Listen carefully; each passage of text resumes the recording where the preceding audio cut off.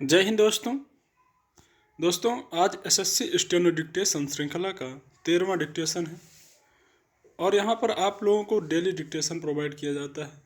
तो आप लोगों को लाइक, कमेंट, शेयर और सब्सक्राइब करने की कोई ज़रूरत नहीं है। आइए स्टार्ट करते हैं डिक्टेशन। स्टार्ट।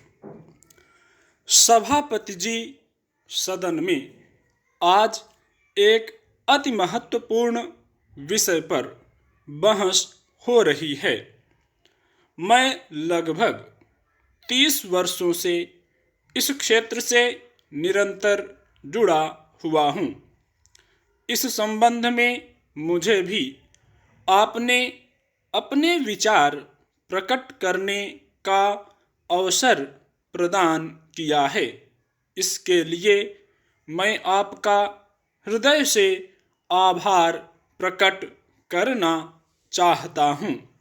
मैं शिक्षा मंत्री महोदय द्वारा प्रकट किए गए विचारों से पूर्णतया सहमत नहीं हूँ।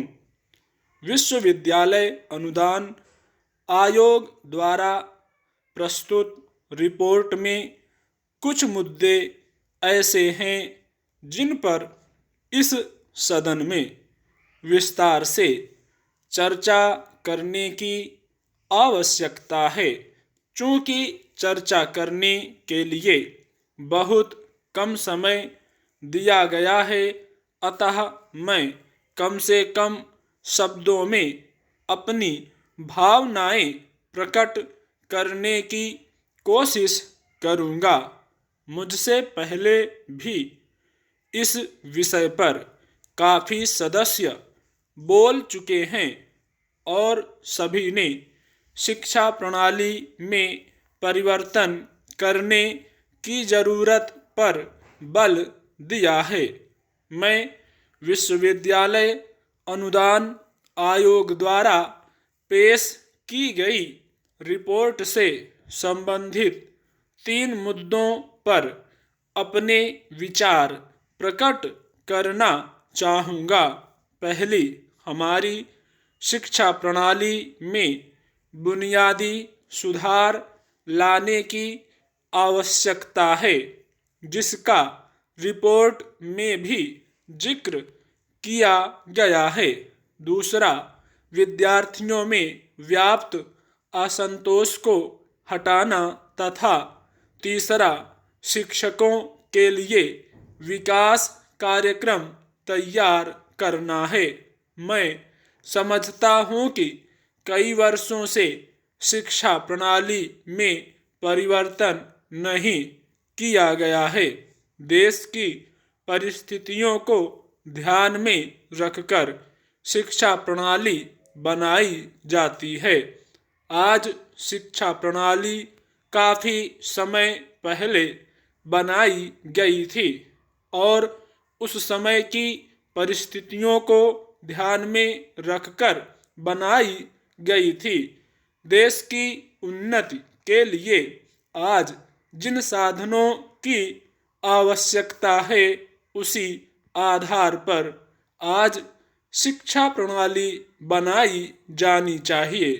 मैं अनुभव करता हूँ कि हमें अपने शिक्षा के पाठ्यक्रमों में आमूल परिवर्तन करना होगा तथा हमें अपनी शिक्षा पद्धति में भी बदलाव करना होगा।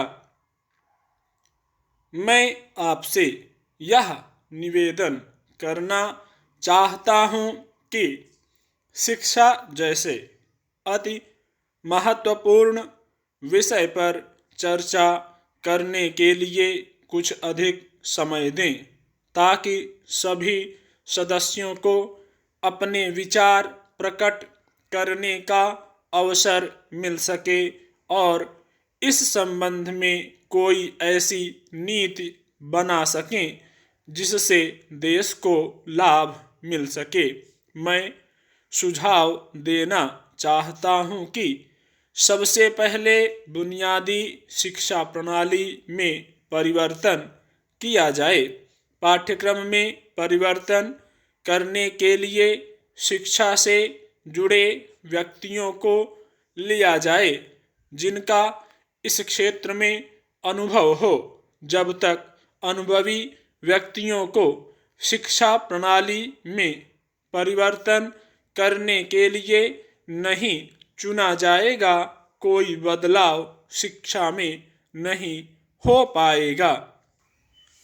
यह अनुरोध करना चाहूँगा कि जो पिछड़े हुए इलाके हैं उनमें बहुत सी नई रेलवे लाइनें बनाने के बारे में समुचित निर्णय लिए हैं।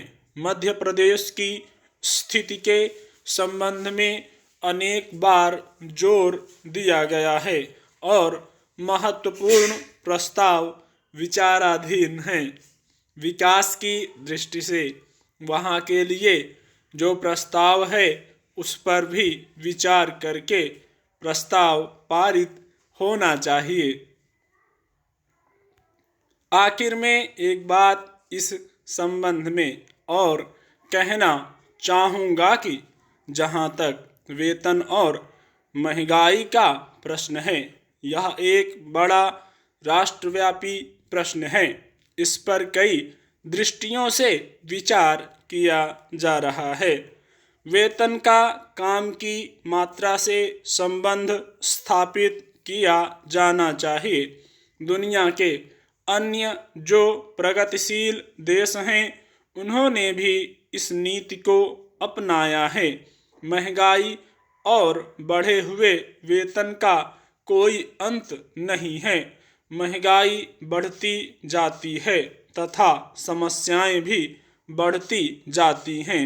इससे देश में हर प्रकार की परेशानी, हड़तालें और रुकावटें पैदा होती हैं। इसलिए इस प्रश्न पर इस दृष्टिकोण से अवश्य विचार करें कि जो जितना काम करे उतना उसको वेतन मिलना चाहिए। अगर इस पद्धति को अपनाया गया तभी हम इस समस्या का मुकाबला कर सकेंगे। मैं आपका अधिक समय नहीं लेना चाहता। मंत्री महोदय से मैं निवेदन करना चाहता हूं कि आपको देश की, पूरे राष्ट्र की और जनता की परेशानी और सुरक्षा की ओर ध्यान देना है। हड़तालों के कारण सभी को कठिनाई का सामना करना पड़ता है। एक यात्री अपने घर से अपने मुकाम पर पहुंचने के लिए निकलता है। इस देश में लोग रेलवे को यातायात के प्रमुख साधन के रूप में इस्तेमाल करते हैं। इस प्रकार की स्थिति से राष्ट्र की तरक्की और विकास के लिए खतरे की बात हो सकती है। इन समस्याओं पर प्रशासन को गंभीरता से विचार करना चाहिए तथा इसका हल निकालना चाहिए। यदि तत्काल ही इस समस्या को सुलझाने का प्रयास न किया गया तो आगे चलकर इसके भयंकर परिणाम हो सकते हैं। एक अन्य बात की ओर भी मैं सदन का ध्यान आकर्षित करना चाहूँगा। दिल्ली के कार्यालयों में काम करने वाले कर्मचारी निकट के राज्यों से प्रतिदिन रेल से यात्रा करते हैं। सुविधाओं के अभाव में उन्हें कई प्रकार की कठिनाइयाँ उठानी पड़ती हैं। स्टॉप।